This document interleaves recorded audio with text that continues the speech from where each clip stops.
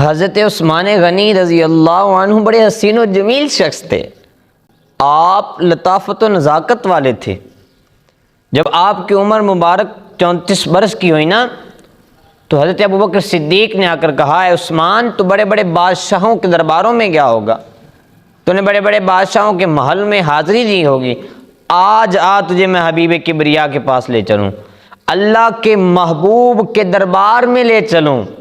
تو حضرت عثمان نے کہا، چلو ابوبکر چلتے ہیں۔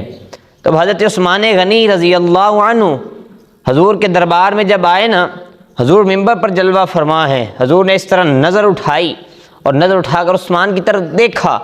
جب دیکھا نا تو حضرت عثمان غنی کی پیشانی جھک گئی اور کلمہ پڑھ کے مسلمان ہو گئے۔ حضرت عثمان غنی کلمہ پڑھ کے مسلمان ہو گئے۔ جب کافروں کو پتہ چلا تو ایمان کفر میں زلزلہ مچ گیا کہ عثمان مسلمان ہو گیا۔ عثمان کا چچا آیا، کہا، اے عثمان، تو اپنے باپ دادا کے دین سے بے ایمان ہو گیا ہے، تو نے اپنے باپ دادا کے دین کو چھوڑ دیا ہے، واپس لوٹ اپنے باپ دادا کے دین کی طرف، اگر تو واپس نہ آیا تو جداد دولت سب کچھ لے لوں گا۔ کیا کہا؟ سب کچھ لے لوں گا۔ لیکن سیدنا عثمان غنی نے کہا کہ اے چچا، اب نہیں واپس لوٹ سکتا، کیونکہ میری آنکھوں نے جمال مصطفیٰ کو دیکھ لیا ہے، میں نے حضور کے دامن کو تھام لیا ہے۔ چچا نے بڑی دھمکیاں دی، لیکن دھمکیاں وہاں کہاں اثر کرتی ہیں۔ حضور علیہ السلام کہا کہ تو حضور کا دامن چھوڑ دے، تو جانے کائنات بارے کائنات کا دامن چھوڑ دے۔ حضرت عثمان غنی نے کہا، چچا میں حضور کا دامن نہیں چھوڑ سکتا ہوں، بڑیاں دھمکیاں دیں۔ بھائی جب حضور کا دامن پکڑ لیا جائے، جب حضور کی محبت دل میں بس جائے نا، تو پھر جو ہے دھمکیاں اثر نہیں کرتی ہیں، کیونکہ محمد کی محبت دین حق کی شرط اول ہے، اگر ہو اس میں خامی تو سب کچھ نامکمل ہے۔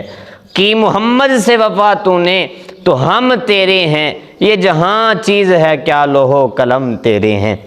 تو حضرت عثمان غنی رضی اللہ عنہ کو اس کا چچا کہنے لگا کہ تو اگر چھوڑے گا نہیں تو میں تجھ پر تشدد کروں گا۔ تشدد کرنا شروع کر دیا اور جو ہے کھانا پینا بند کر دیا۔ وہ اقبال بھی بول پڑا کہ جفا جو عشق میں ہوتی ہے وہ جفا ہی نہیں، جفا جو عشق میں ہوتی ہے وہ جفا ہی نہیں، ستم نہ ہو تو محبت میں مزہ ہی نہیں۔ کہا، اے عثمان چھوڑ دے، اپنے حضور کا دامن چھوڑ دے۔ کہا، چچا ساری دنیا چھوڑ سکتا ہوں پر حضور کا دامن نہیں چھوڑ سکتا ہوں۔ محمد کی غلامی سند ہے آزاد ہونے کی، خدا کے دامن توحید میں آباد ہونے کی۔ چچا سب کچھ چھوڑ سکتا ہوں، پوری دنیا چھوڑنا منظور ہے، حضور کا دامن نہیں چھوڑ سکتا ہوں، حضور کا دامن نہیں چھوڑ سکتا ہوں۔ یہ شہادت گاہ الفت میں ہے قدم رکھنا، یہ شہادت گاہ الفت میں ہے قدم رکھنا۔ لوگ آسان سمجھتے ہیں مسلمان ہونا۔ اگر اسلام کی شان پوچھنی ہے تو سیدنا عثمان غنی سے پوچھو، حضرت بلال حبشی سے پوچھو، حضرت سلیمان فارسی سے پوچھو۔ بہرحال حضرت عثمان کے چچا نے کہا کہ اب میں نے دیکھ لیا ہے کہ تیرا جذبہ بڑا ہے، میرا ظلم کم پڑ گیا تجھ پر، جا میں نے تجھے آزاد کیا، جا چلے جا حضور کے دامن کے پاس، حضور کے دامن کو تھام لے۔